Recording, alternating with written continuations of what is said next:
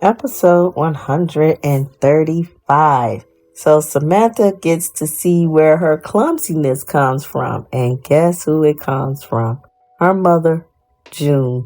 But June is running around Orthy Jeans, tripping over a feed and and just making a mess out of things. But she's trying, so I guess that's all that matters.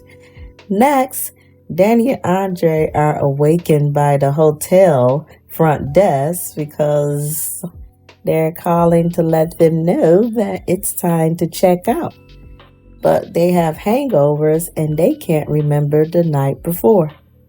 Next, June asks Samantha what does she want to talk about, and Samantha tells her boys.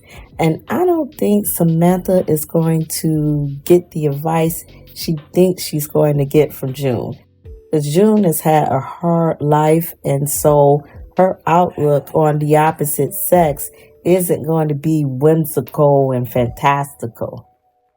Next, Andre checks his iPhone, and he and Danny find out they're in Vegas, and they still haven't figured out yet that they're married. Next, Joey gives Detective Malone someone to put a hit on, and I think it's Dr. McBride. I knew this was coming. Dr. McBride just kept poking the bear, and Vanessa or anybody else can't help him this time. He's got Joey wanting to take him out, and Joey's got his resident psycho detective Malone, on the case. So it doesn't look too good for Dr. McBride. But he brought it on himself. But he was so hard-headed. Oh, my friend Bill, he got my back. Well, now you found out. Well, I mean, he doesn't know directly, but he will know that your boy Bill can't help you. Next, Doug tells Vanessa he's been invited to a high-stakes poker game, and I think that's a ruse so that he can be at the casino so Psycho Detective Malone can take him out. And you think Dr. McBride would have learned by now. And this is what I mean when I say that some people just don't learn. And he's one of them. He's gotten himself into so much trouble getting involved with this gambling. This is how Joey infiltrated his marriage and infiltrated his life. And you think after finding this out that he would just say, no, I don't want to have anything to do with gambling. But no, he's going to go and get set up. So guess it is what it is. Next, Jacob finds out that Derek has feeling in his legs when a set of books fall on them, and he yells. And Jacob's looking at him like, why are you holding this information from Ashley? And it's because he's insecure and he feels like Ashley will leave if she knows the truth. So basically, he feels like Ashley is just there for pity because she pities him, but that ain't no way to start something. And that's very insecure of him, but if he like it, I love it. Danny and Andre finally realizes that they're wearing wedding bands, and they find the marriage certificate. So they finally get it. Y'all some married now. So I wonder, will they stay married? That's the $1 million question.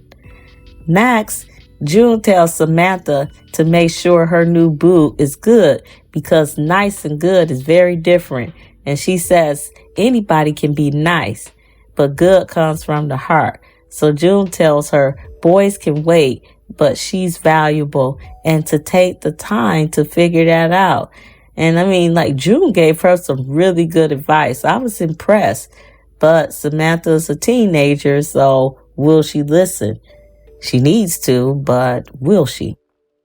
Next, Smitty is upset that Martin went behind his back and took Samantha to see June. So Smitty tells Martin he allows Samantha to use him and that he's not comfortable with the kids interacting with June without one of them.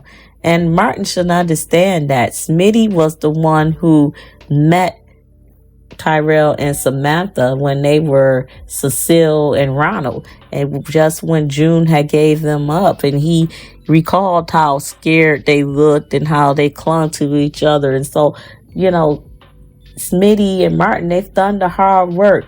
They've raised them to be secure and happy, and they're not those little kids they were when they met them. And so I don't blame Smitty. He doesn't know June. He doesn't know what June, what her plans are, or if she's going to backslide. No one knows. And so I'm sure with Smitty, that's just something that he's not willing to go through, especially at the kids' expense. And you can't blame him for that. Next, Doug tells Vanessa she had to keep her interaction with Joey flirty and dirty. And she asks him, where is this coming from? And what did she think? Bill warned her that she was playing a dangerous game. And Doug says that if she quits her vices, he'll quit his.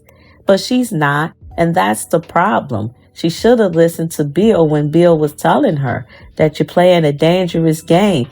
This man, Joey, he is a person that's used to getting what he wants. And so he's got in his mind that he wants her. And he's going to do anything he has to, including killing your husband, which he's planning to do.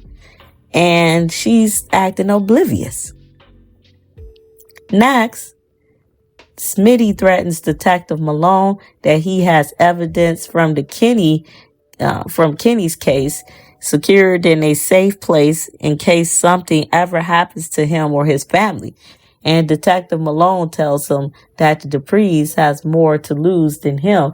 And that's probably the only thing that's saving Smitty from old Psycho Malone, is that Psycho Malone don't feel threatened because he knows that he can take the Duprees down with him as well.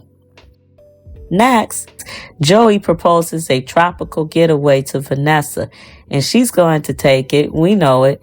And it's going to give him an alibi for when Detective Malone takes Doug out. And it's just so sad because Dr. McBride should have been a lot more smarter. He should have listened to his friend Randy. Randy's been in the streets for a long time. He worked for Joey. He knows what Joey's about. And for Dr. McBride to think that he's smarter than his own friend who's been working for Joey, that just showed how naive he really was. So Joey and Vanessa agree to go to Puerto Rico.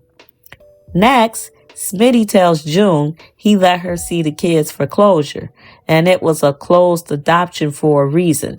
So Smitty tells her the kids are underage and it's not their decision to see her. So Smitty tells her he remembers when she signed them away, and he'll be there if she lets them down again. And I knew it. I knew that's what Smitty, why he was so angry, because he remembered when the kids weren't okay, when they were scared and alone and small and left alone. Anything could have happened to them. They could have went to bad homes. They could have ended up missing. Anything could have happened. So Smitty's very protective, and you can't blame him. I would be the same way. And that ends the episode.